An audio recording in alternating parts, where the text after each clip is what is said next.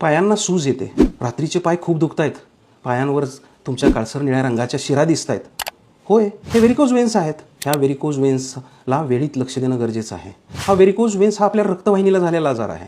आपल्या शरीरात दोन प्रकारच्या रक्तवाहिन्या असतात, एक असते शुद्ध रक्तवाहिनी, दुसरी असते अशुद्ध रक्तवाहिनी. या अशुद्ध रक्तवाहिनीला जे रक्तपुरवठा खालून पायाचा वर हृदयाकडे करतात ते ब्लॉक झाल्यामुळे आपल्याला व्हेरिकोज वेन्स होतात. व्हेरिकोज वेन्समध्ये झडपा असतात, त्या झडपांच्या कार्यक्षमता म्हणजे स्ट्रेंथ अँड एफिकेसी कमी झाल्यामुळे आपल्याला व्हेरिकोज वेन्स होतात. व्हेरिकोज वेन्सच्या पहिल्या स्टेजमध्ये त्याला फ्लेबायटिस म्हणतात. पायाची सूज होते, पायांना जडपणा येतो, पाय जड वाटतात, एकदम घट्ट वाटतात, पण मात्र त्रास काहीच नसतो, त्याच्यामुळे तिथे दुर्लक्ष केलं जातं. दुसऱ्या स्टेजमध्ये पायांवर काळसर निळ्या रंगाच्या स्पायडर वेन्स दिसतात, अगदी जाळीसारख्या वेन्स दिसतात. तिथेही स्त्रिया दुर्लक्ष करतात.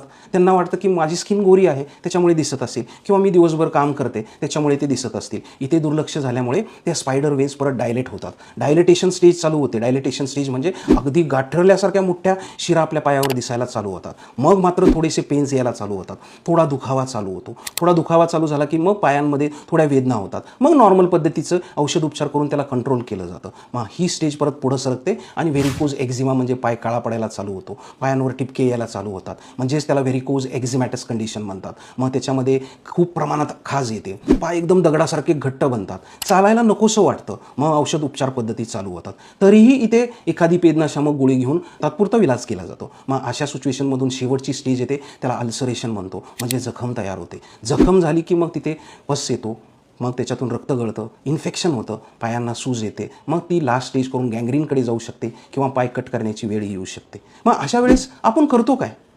लेझर सर्जरी करणं, स्टॉकिंग्स घालणं, किंवा मग मात्र पाय वर करणे. यूट्यूबचे कुठले तरी प्रकार बघून आपण थोडक्यात उपचार पद्धती करायचा प्रयत्न करतो. पण ह्याने काय होतं? ह्याने टेम्पररी कंट्रोल सिस्टीम मिळते आपल्याला. तो आजार मुळापासून बरा होत नाही.